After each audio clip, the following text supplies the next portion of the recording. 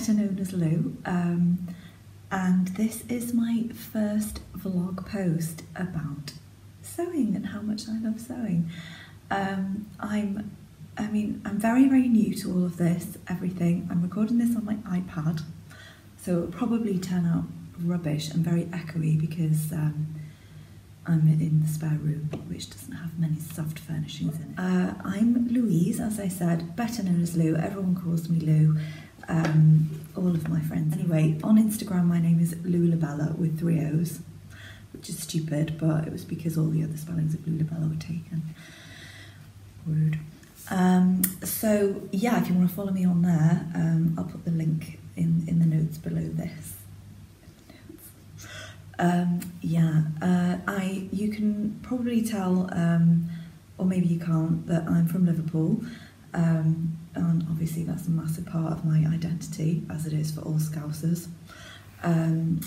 Sometimes I sound very Scouse, like dead Scouse, like I can't talk properly Scouse if you want me to, but like that's not really my proper accent.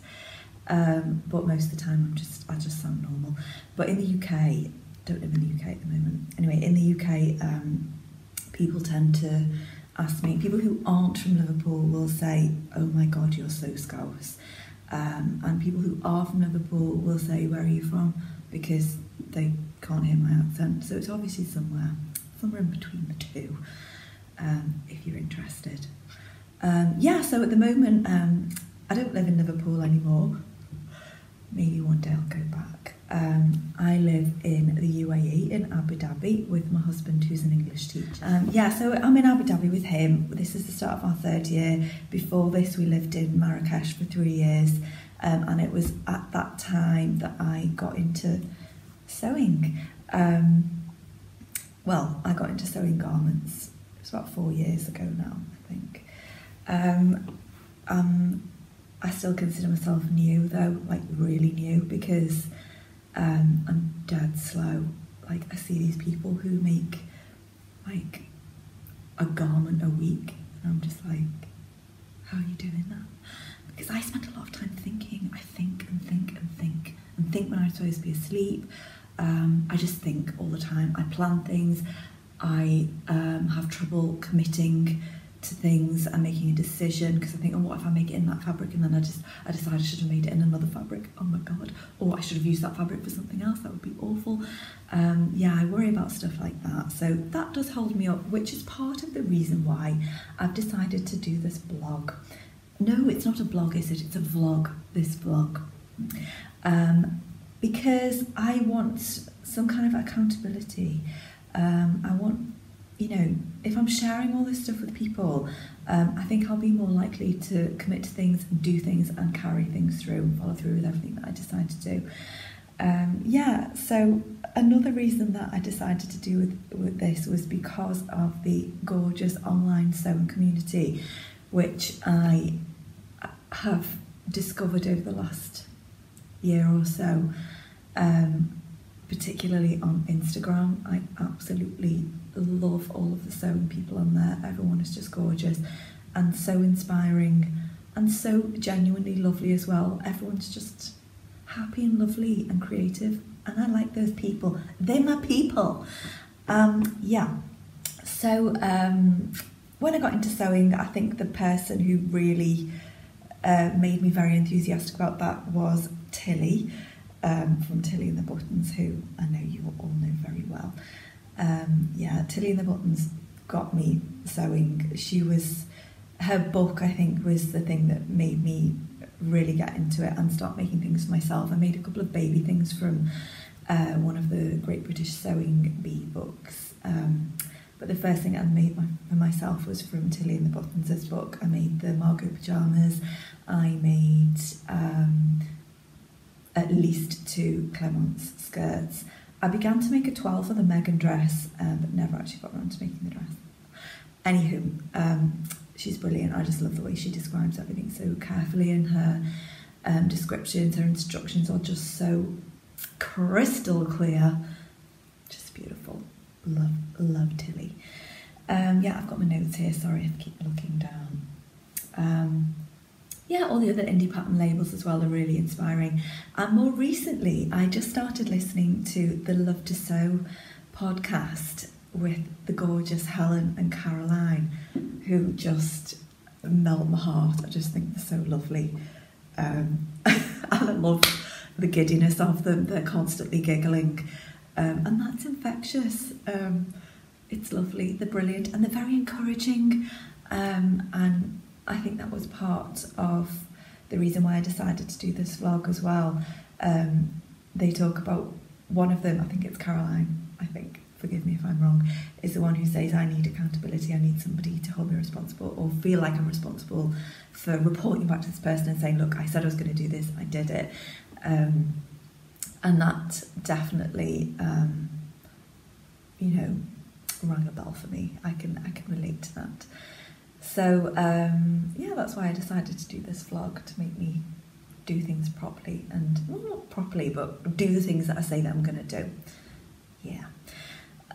Also, another thing that they inspired me to do was try the hashtag. They introduced this hashtag called whatever place you're in sews. So it could be Liverpool sews, hashtag Liverpool sews, hashtag England sews, hashtag France sews, hashtag Abu Dhabi sews. Anyway, I did hashtag Abu Dhabi sews once. Well, I looked for it and there was nothing there. Anyway, more recently, I decided to use that hashtag on something that I posted the other day, and just had a little squiz to see if there were any more, and I noticed that there were 3 posts saying hashtag Abu Dhabi sews.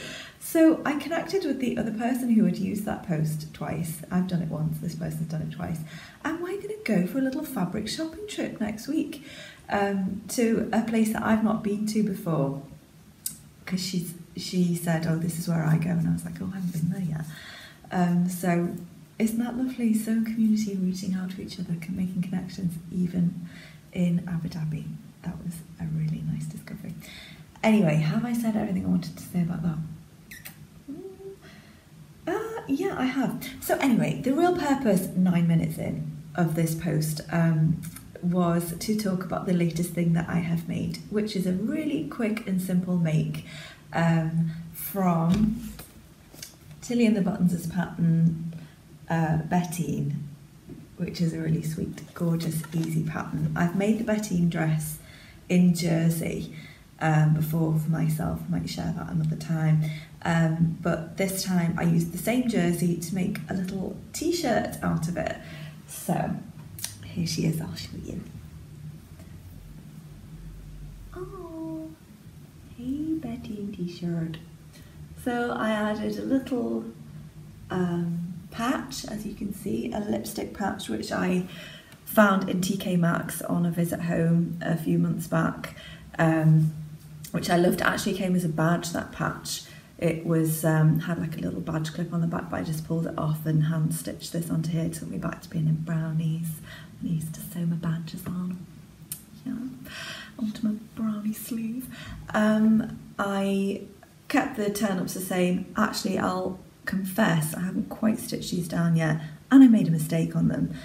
I pre-cut this out ages and ages ago, and went to start sewing it, and my machine wouldn't play ball with it, and I was just like, oh, forget it. So it became an unfinished object, and it was languishing in a bag in the corner for bloody ages. And anyway, the other day I just thought, I'm going to try and make that up again. And what I did was I ditched the walking foot. I had made the last Bettine in jersey using a walking foot on my normal machine, and that was what was going wrong with this. So I thought, I'm not going to use the walking foot, I'm just going to do a zigzag stitch without the walking foot.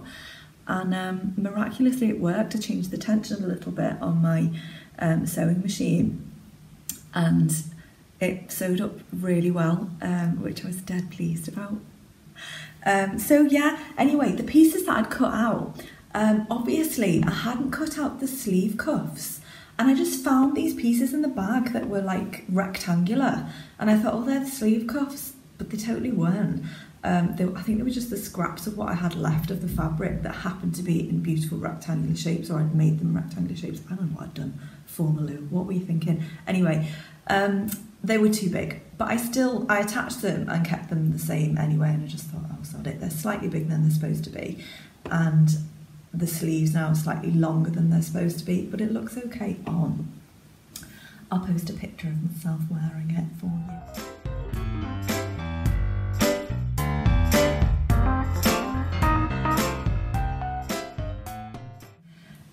Yeah, and I'm really pleased with it. I think I added about 2 inches to the bodice length and just turned it up and did a zigzag stitch on the bottom.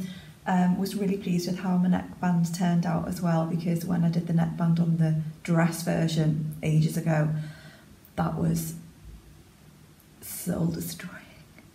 I did it about 4 times, but I got there in the end. And I made some notes as well, and that was what helped me to do this really nicely. So yeah, get me, I made a t-shirt.